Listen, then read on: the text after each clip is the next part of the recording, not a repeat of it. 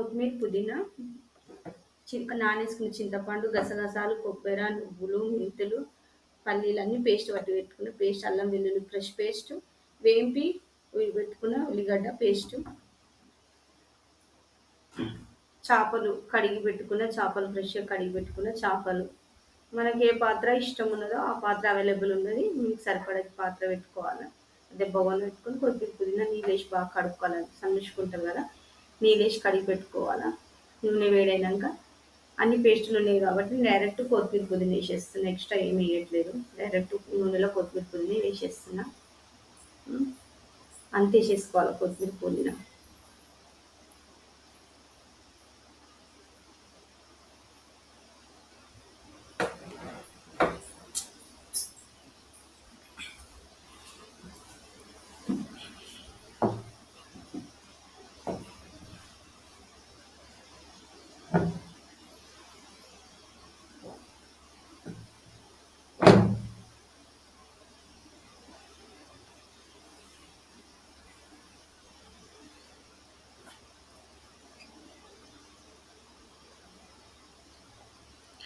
కలుపుతున్నా, కొత్తిమీర పుదీనా వేస్తున్నా, వేసి అంతా ఒక దగ్గరికి అయినాక దాని తర్వాత మనం వేంపి పెట్టుకున్న ఉల్లిగడ్డ ఉంటుంది పేస్ట్, ఆ పేస్ట్ వేయాలి, వేసి మంచిగా కలుపుకోవాలి. వేస్తున్నా, ఎర్రగైనాక వేస్తా. ఉల్లిగడ్డ వేంపి జార్లో పట్టి పెట్టుకున్న ఉల్లిగడ్డ వేంపాలి, పచ్చి ఉల్లిగడ్డ డైరెక్ట్ వేయొద్దు, వేంపి జార్ పట్టి పెట్టుకుంటే చేపల చారుకు టేస్ట్ వస్తుంది, అది మంచిగా ఉంటుంది. కలుపుకోవాలి, వేసినాక కలుపుకోవాలి. కలుపుకున్నాక కొంచెం దగ్గరికి అయినాక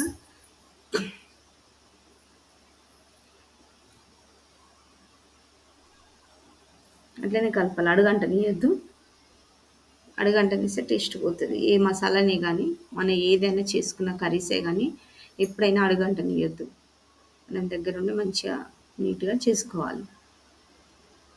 కలుపుతుంటేనే మనకు అడుగంటది. ఇప్పుడు అల్లం వెల్లుల్లి పేస్ట్ వేయాలి, అల్లం వెల్లుల్లి పేస్ట్ పట్టి పెట్టుకుంది ఫ్రెష్ది. ఎప్పుడు చేపల చారులో ఎప్పుడే కానీ పట్టి పెట్టుకున్న ఫ్రెష్ పేస్టే వేసుకోవాలి అల్లం వెల్లుల్లి, అప్పుడే మనకు చేపల చారు ఫ్లేవర్ అనేది బాగుంటుంది. చేపల పులుసు కలుపుతూ ఉండాలి, అంటే అడుగంటకుండా కలుపుతూ ఉండాలి. ఇందాక చెప్పిన కదా, అడుగంటకుండా కలుపుతూ ఉండాలి. పులుసు మా తెలంగాణలో చారు అంటారు, అది చూసి మీరు చారు అంటుంది అని అనుకోకండి, మా తెలంగాణలో చారే అంటారు, మీరు పులుసు అంటారు, దట్ ఈస్ ద డిఫరెంట్. పసుపు వేసుకోవాలి, పసుపు మనకి సరిపడా అంత, అంటే చిటికడ మనకి చేపల చారు ఎంత ఉంటుందో దానికి సరిపడా పసుపు కొంచెం చిటికడంత వేసుకొని కలుపుకోవాలి. అడుగంటనీయొద్దు, ఇప్పుడే కానీ ఏ వంట చేసినా అడుగంటనిస్తే టేస్ట్ అనేది పోతుంది. ఇప్పుడు నేను ఎంత నీట్గా చిన్న మంట మీద మెల్లగా కుక్ చేస్తున్నా, హడావుడిగా చేయట్లేదు నేను. పులుసు అంటేనే నీట్గా మెల్లగా నిదానంగా చేస్తేనే దానికి అనేది ఫ్లేవర్ అనేది మంచిగా వస్తుంది. ఇప్పుడు కారం, ఇది పట్టి పెట్టుకున్నది మనం కారం, ఇంట్లో కారమే, నేను ఏదే కానీ బయట నుంచి కొనుక్కరాను. పసుపే కానీ, కారమే కానీ, వెల్లుల్లే కానీ అన్నీ నేను ఇంట్లోనే చేసుకుంటాను, అన్నీ రెడీ. సరే ఇవాళ అయిపోయింది కదా, ఎమర్జెన్సీగా పోయి కొనుక్కరాను నేను, అప్పటిదప్పుడే నేను కావాలంటే ఒక 2 కిలోల మిరపకాయలు తెచ్చుకుంటా, పట్టుకుంటా, అయిపోతే కారం పొడి. కలుపుకోవాలి, అడుగంటనీయకుండా అట్లా కలుపుకోవాలి మంచిగా. చిన్న మంట పెట్టుకోవాలి ఎప్పుడే కానీ మంట, మనం మసాలాలు వేసేటప్పుడు చిన్నగా ఉండాలి మంట, ఉంటేనే మనకి మెల్లగా నిదానంగా అది ఒక్క దగ్గరికి అవుతుంది. ఈ కొబ్బరి, గసగసాలు, నువ్వులు, మెంతులు, జీలకర్ర, ఇవన్నీ వేంపి పట్టి పెట్టుకున్న పేస్ట్, పల్లీలు. ఇప్పుడు ఇవి చూడండి ఎట్లా అవుతుంది, దగ్గరకు ఆయిల్ వేరింది కదా, నేను కారం కూడా వేసిన, అల్లం వెల్లుల్లి వేసిన, చూడు ఎట్లా వచ్చింది ఫ్లేవర్.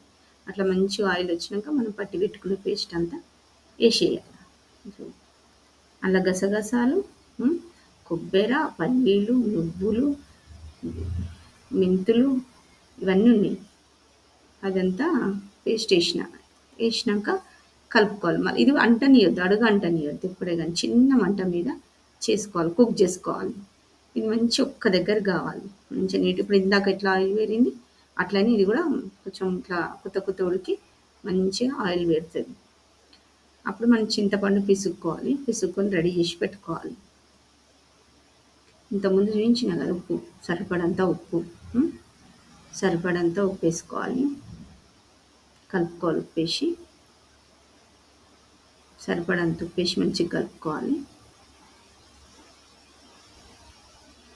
మళ్ళీ అప్పుడు సరిపోకపోతే చూసి వేసుకోవచ్చు. చారు బాయిల్ అయ్యేటప్పుడు వేసుకోవచ్చు. ఇప్పుడు జస్ట్ కొద్దిగా అంత వేసిన మనం తినేంత ఉప్పు. ఉం? అంత ఒక దగ్గరికి అయింది కదా. ఉం. చింతపులుసు మంచిగా పిసుక్కోవాలి. సిమ్ చేయాలి మంట. మనం చింతపులుసు పిలుచుకున్నంత లోపు అది సిమ్ చేయాలి. చేసి మంచిగా వడబట్టుకోవాలి. చిన్న సన్న తొక్కలు ఇట్లా రాకుండా నీట్గా మనకి ఎంత పులుసు సరిపోతుందో అంత పులుసు. మీరు తినే అంత పులుసు. మీరు ఇంట్లో ఎంతమంది ఉంటారో అంత మంది మనకు సరిపోయేంత పులుసు చేసుకోవాలి. అది మంచిగా కలగలుపుకోవాలి. కలగలుపుకొని అది బాయిల్ కావాలి మంచిగా. కొంచెం మంట కొంచెం పెద్దగా చేసుకోవాలి. ఇందాక సిమ్మ మీద పెట్టినాం కదా చిన్న మంట మీద. ఇప్పుడు చింతపులుసు పోసినాం కాబట్టి కొంచెం మంట పెద్దగా పెట్టుకోవాలి. కొంచెం బాయిల్ కావాలి. మంచి ఇట్లా మసలాలి. మళ్ళా మసిలితే చారు అనేది టేస్ట్గా మంచిగా వస్తుంది. బాగా మసలాలి అది. మనం కడిగి పెట్టుకున్న చేపలు ఉంటాయి కదా, చూపిస్తాను నేను. చారు మసలినాక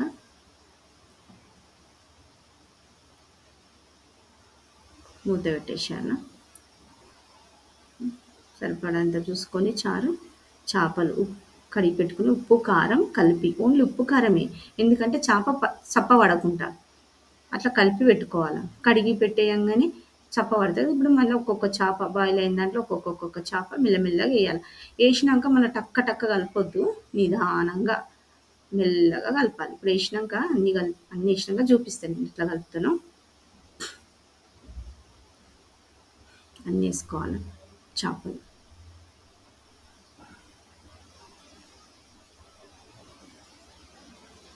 అందులో కలిపి పెట్టినది కొంచెం ఉంటుంది కదా ఉప్పు కారం, దానిది ఉంటుంది కదా రసము, అది పడేయద్దు ఇప్పుడే కానీ.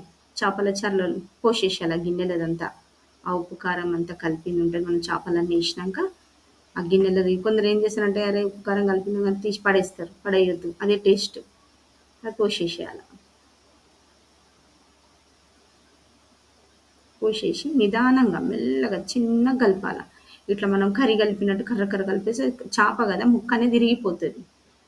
మెల్లగా ఏదో వేయంగానే ఎట్లా వచ్చేసింది అట్లా వస్తుంది. తొందరగా బాయిల్ అయిపోతుంది చేప. అందుకని జస్ట్ ఇట్లా బాయిల్ కాగానే నిదానంగా కలిపి స్లోగా నిదానంగా. దీనికి సిమ్ పెట్టొద్దు మంట, జస్ట్ పెద్దగా పెట్టాలి. ఎందుకంటే తొందరగా సిమ్ పెడితే ముక్క అనేది ఇచ్చుకపోతుంది. తొందరగా బాయిల్ కాగానే గరం మసాలా వేసుకొని దింపేసుకోవాలా. నేను చూపిస్తా. గరం మసాలా వేసుకోవాలా. బాయిల్ అవుతుంది కదా చూడండి, గరం మసాలా వేస్తాను నేను. ఎంత బాగా వచ్చింది అట్లా మసాలా మంచిగా చేప మంచిగా మసలినాక కలగలుపుకోవాలి మెల్లగా. ఎప్పుడే కానీ నిదానంగా కలపాలి. చేప పులుసు వేసుకుంటే చేప అందులో వేసినామంటే ఇక అంతే. ఇంకా మనం నిదానంగా మెల్లగా సున్నితంగా కలుపుకోవాలి. ఇక మనం కర్రీస్ కలిపినట్టు కలిపితే మన చేతికి చేప రాదు, ఇచ్చుకపోతుంది.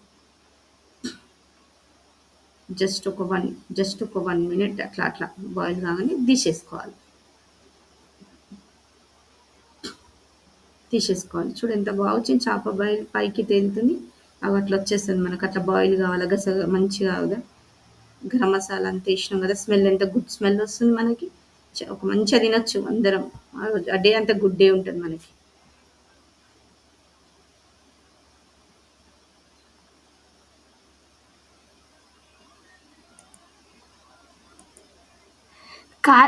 అయిపోయింది.